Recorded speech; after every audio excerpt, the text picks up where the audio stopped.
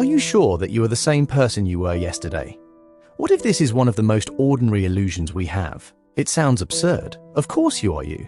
The same person who was born, grew up, and remembers their childhood. But philosophers have spent 3 centuries unable to agree on exactly what makes you, you. And the deeper they dig, the more elusive the answer becomes. Every cell in your body is replaced. Your memories become distorted every time you recall them. Even your personality today is not quite the same as it was 10 years ago. So what connects the person you are today to the person you were yesterday? And if that connection does not truly exist, who should be held responsible for what you did yesterday? Today, we are going to explore one of the oldest mysteries in philosophy, the problem of personal identity. And perhaps the answer will change the way you understand yourself. To understand this problem, we need to go back 300 years to the English philosopher John Locke. Locke proposed a simple idea. What makes you who you are is not your body, but your memory. As long as you remember your past experiences, you remain the same person.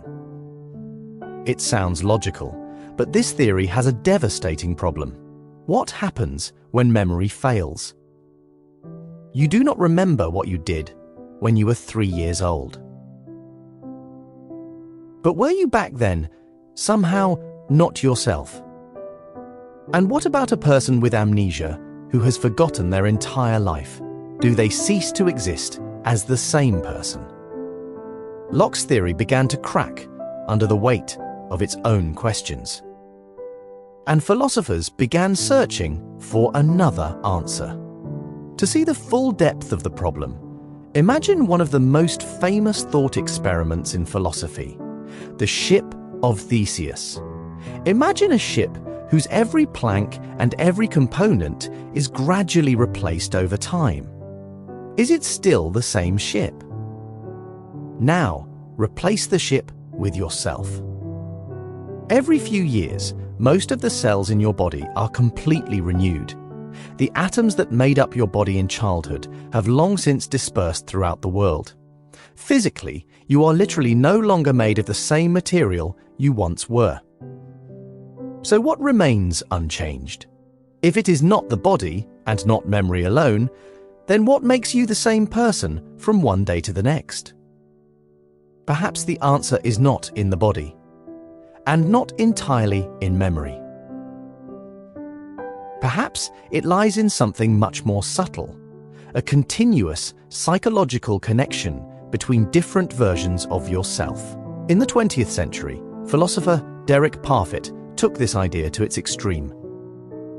His conclusions shook the entire field of personal identity.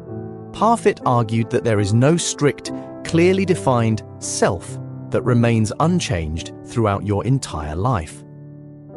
There is only a chain of overlapping psychological connections.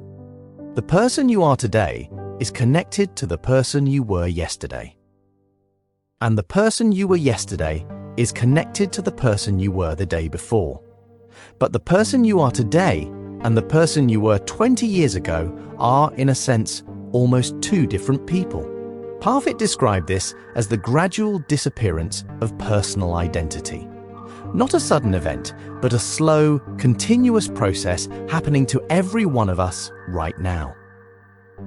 If this is true, then the idea of a single, unchanging self may be just as much an illusion as our feeling that time itself is flowing. This brings us to a question far more serious than a philosophical puzzle. It concerns law, punishment, and the very idea of justice. If the person you are today is psychologically not the same person who committed a crime 20 years ago, is it fair to punish you for their actions? Legal systems around the world are built on the assumption that personal identity remains continuous. But philosophy has been questioning that continuity for centuries. This is not merely an abstract debate. Real courts around the world have already encountered cases where lawyers attempted to use precisely this argument. But if responsibility for the past becomes blurred, does our right to make promises about the future become blurred as well? Are you obligated to keep a promise made by someone you are no longer quite the same person as? Marriage, vows, duty, long-term commitments. All of them depend on the belief that the I making a promise will remain the same I who eventually fulfills it. Neuroscience only makes the picture more complicated. Your brain physically changes every time you form a new memory. Synapses reorganize, neural connections strengthen or disappear. Literally, the structure of your brain today is different from the structure of your brain a week ago. And even the act of remembering distorts the memory itself. Every time you retrieve a memory from the past, you slightly rewrite it. That means your most precious childhood memories are not originals. They are copies of copies, subtly altered every time you revisit them. So what are you really relying on when you say, "I remember who I was"? Perhaps you are relying on something far less reliable than you ever imagined. But not all philosophers agree with this unsettling conclusion. Some believe that personal continuity is real. We have simply been looking for it in the wrong place. They argue that identity is neither a substance nor a memory, but a narrative. It is the story you tell about yourself, connecting all of your different versions into a single whole. Just as a novel remains one story even though its protagonist changes from the first chapter to the last, perhaps you remain yourself as a continuous narrative rather than as an unchanging substance. This idea, known as narrative identity, offers a way out of the problem. Identity does not require complete sameness. It only requires a coherent story. This explains why losing your memory through amnesia can feel so devastating. Not because the substance of your personality has disappeared, but because the story itself has been broken. But even narrative identity leaves one unsettling question unanswered. Who exactly is writing the story if the author is constantly changing? Eastern philosophy offered a far more radical answer to this question long before Locke and Parfit, more than 2,000 years earlier. The Buddhist concept of anatta, or non-self, argues that a permanent, unchanging self never existed at all. There is only a continuous stream of changing processes, like the flame of a candle, which appears to be the same fire even though it is actually a continuous chain of particles burning and igniting again from one moment to the next. Modern neuroscience unexpectedly echoes this ancient idea. The brain does not store a single self in one particular place. Instead, it generates the sensation of continuity from countless separate processes. Perhaps the question, "Who am I, really?" is wrong from the very beginning. Perhaps the better question is, what creates the feeling that there is an I at all? What would this mean for your everyday life? If there is no strict, permanent self, does that eliminate the meaning of growth, change, and self-improvement? Actually, the opposite may be true. If you are not trapped inside an unchanging self, then you have the genuine freedom to become someone else. The fact that the person you will be tomorrow may be different from the person you are today is not a threat. It is the very reason change is possible. Perhaps the responsibility for past mistakes should not belong to some abstract, unchanging entity, but to the continuous chain that still carries their consequence within it. Maybe responsibility is not about who you were. Maybe it is about who you choose to become within the chain that is continuing right now. So who are you? The person you were yesterday or the person you are today?